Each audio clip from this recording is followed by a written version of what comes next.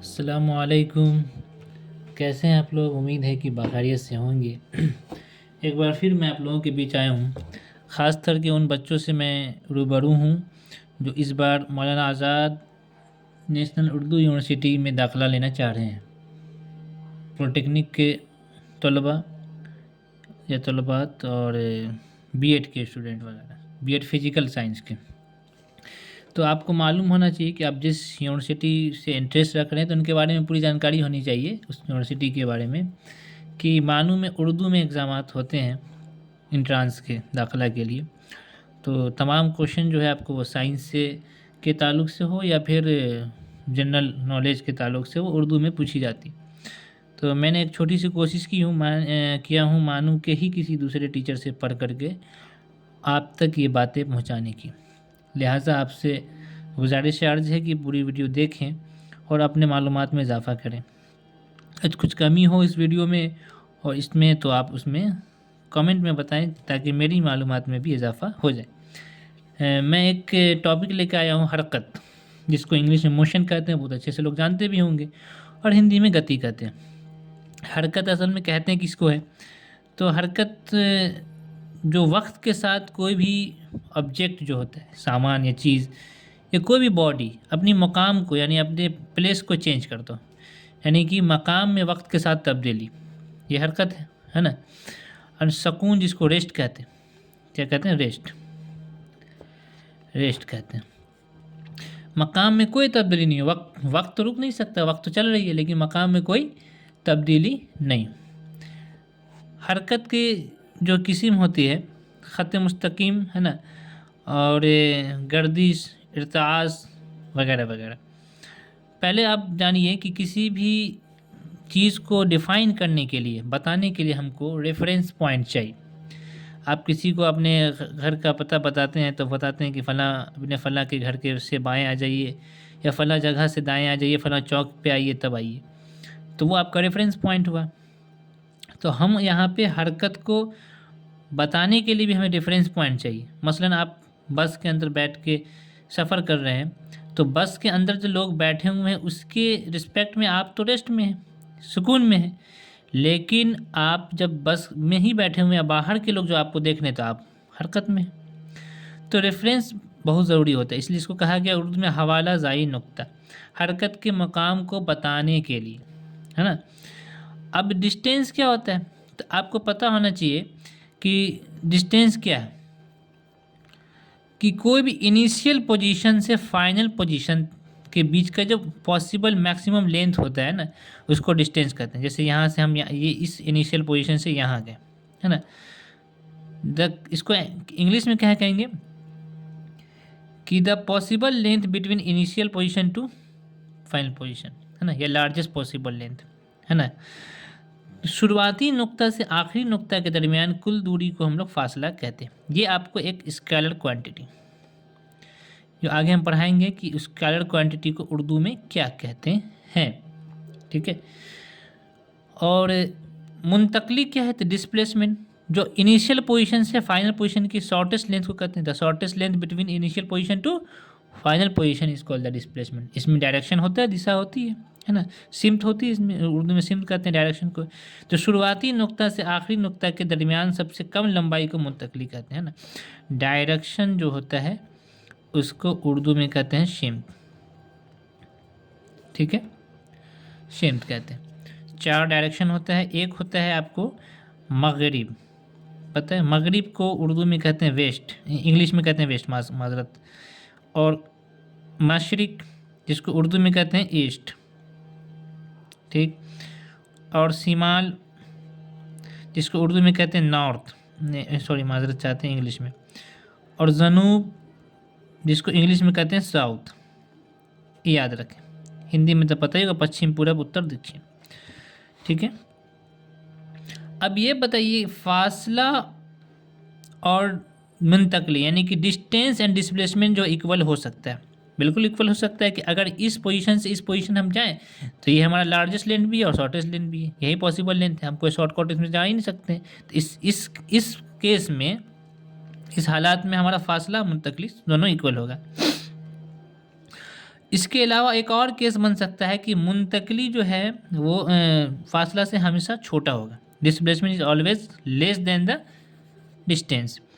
लेकिन मुंतकली फासला से कभी बड़ा नहीं होगा, नहीं फासला जो है मुंतकली से छोटा नहीं होगा, डिस्टेंस हमें कभी भी डिस्प्लेसमेंट से छोटा नहीं होगा। साफ साफ लिखा हुआ कि डिस्टेंस क्या है, largest possible length between initial position to final position, and displacement क्या है, shortest length between initial position to final position.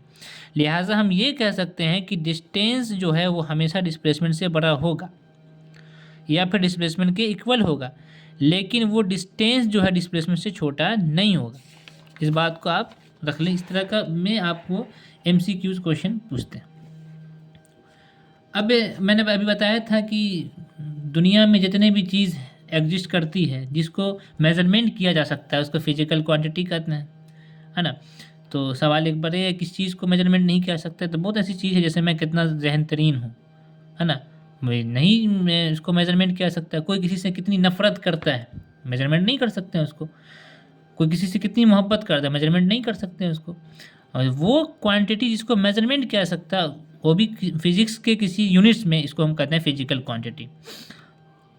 ठीक है, तो स्केलर क्वांटिटी जो इसको उर्दू में कहते हैं स्केलर मिकदार, जो फिजिकल क्वांटिटी का वह क्वांटिटी है जो जिसमें मैग्नीट्यूड हो। सिर्फ मैग्नीट्यूड का मतलब पता है, कोई भी न्यूमेरिक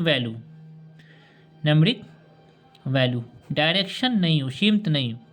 और वेक्टर क्वांटिटी जिसको वेक्टर मिकदार कहते हैं, फिजिकल क्वांटिटी का वह पार्ट्स है जिसमें मैग्नीट्यूड मुतलक जिसको कहते हैं और सीमित यानी डायरेक्शन दोनों, मैग्नीट्यूड भी हो एंड डायरेक्शन भी हो, उसको कहते हैं वेक्टर क्वांटिटी।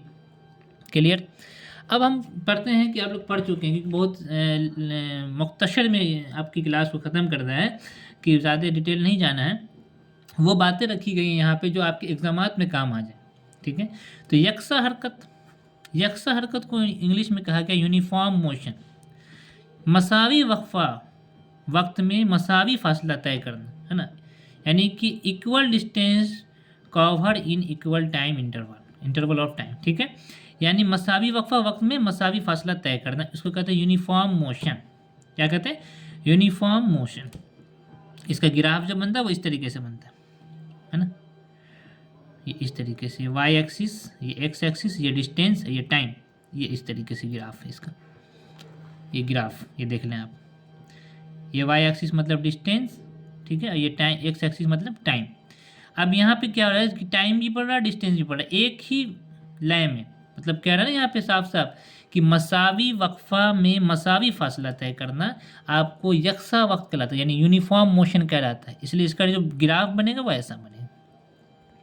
गैर यकसा हरकत तो देखी के पता चल जाएगा, मतलब यकसा को पढ़ के उसका गैर यकसा यानी कि आपको ये हो जाएगा नॉन यूनिफॉर्म मोशन। क्या हो जाएगा, नॉन यूनिफॉर्म मोशन।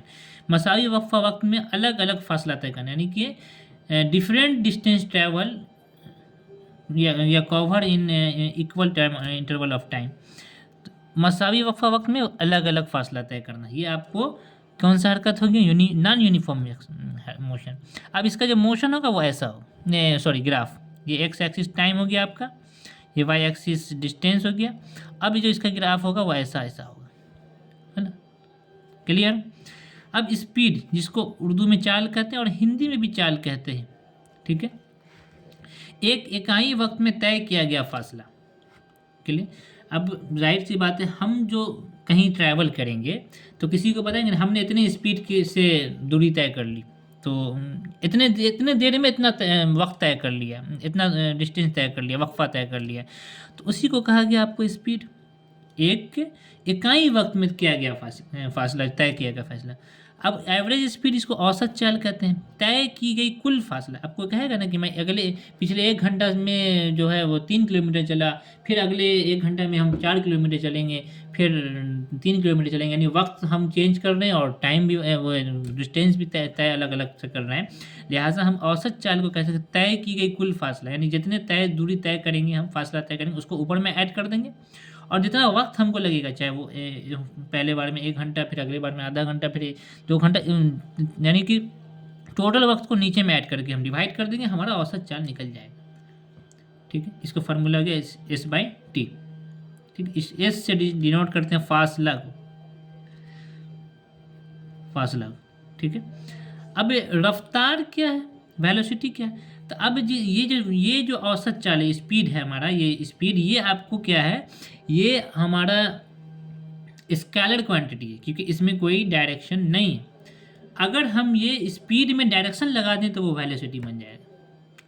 रफ्तार इसको इंग्लिश में, उर्दू में कहते हैं चाल जब सिमत के साथ हो, यानी वो स्पीड जिसमें डायरेक्शन लग जाए। जैसे उसका formula v is equal to S by T. SI unit हो गया मीटर पर सेकंड, किलोमीटर पर आवर, सेंटीमीटर पर सेकंड, ये आपका यूनिट हो गया इसका, लेकिन स्टैंडर्ड यूनिट हो गया SI मीटर पर सेकंड। क्लियर।